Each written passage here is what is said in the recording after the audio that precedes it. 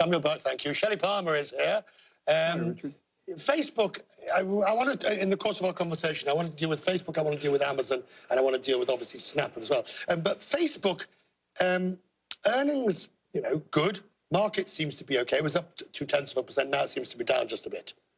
FANG. Yes, Facebook, Amazon, Netflix, Google. And you might add Apple and Microsoft in there if you feel like it. These are the data-rich organizations.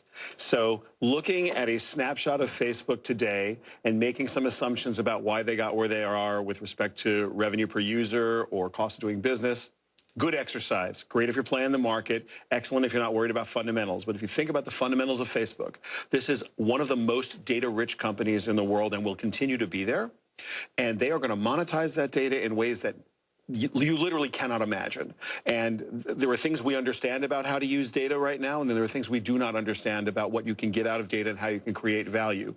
And all of the best work being done is being done in those companies, in the FANGs, if you will.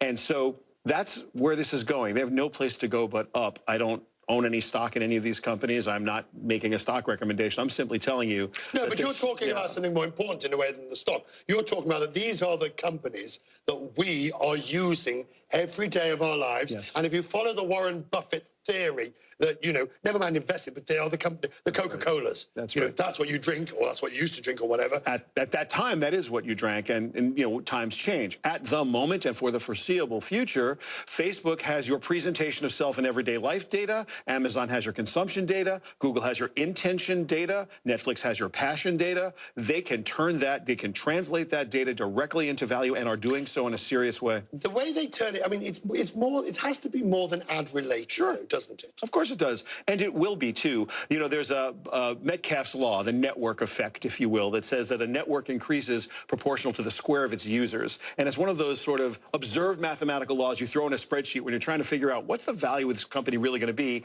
as they hit 2 billion users. But I'm delighted that we've got you here today because it allows me to just go through with an Amazon. Sure. So you have an Amazon that clobbers Blue Apron. Yeah. Because it's going to get into the same area. Yeah. But then it boosts Sears last week because of the Kenmore selling on it. So I'm left wondering, what is Amazon? Is it a tech company? Is it a retailer? It's obviously an e-commerce company. Is it a gum or is it a candy? Let's see. It's both. In this case, Amazon can actually apply for a patent and destroy an industry or a company or bolster it up. The case of Sears, Sears is amazing, right? Now it's a real estate play. You walk into a Sears, it's so sad. There's no inventory. There's no sales help. The place. When did you last buy something at Sears? Buy something at Sears? Oh, my goodness, decade at least. Walked into a Sears right after the Amazon deal was announced for Kenmore appliances last week. I said, I must walk into a Sears Roebuck, Sears, not Roebuck, Sears, and see what it looks like. And it was so depressing because when I was a kid, that was awesome. They already dumped off the Craftsman brand to Black & Decker, and so that's gone. Now Kenmore is gone. Again, great to have you with us today because I can beat you up. Sure, go.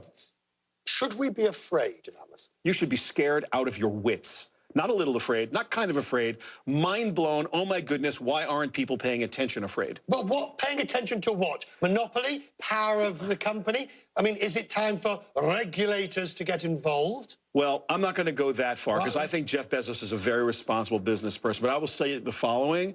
Amazon is killing so many more jobs than they're creating and will continue to do so. I'm not sure who's going to be left to buy the products off of Amazon because for every job they create, how many retail jobs are gone and how many communities are destroyed by the destruction of retail. So Amazon, press a button, get your TV installed. What are those guys coming from?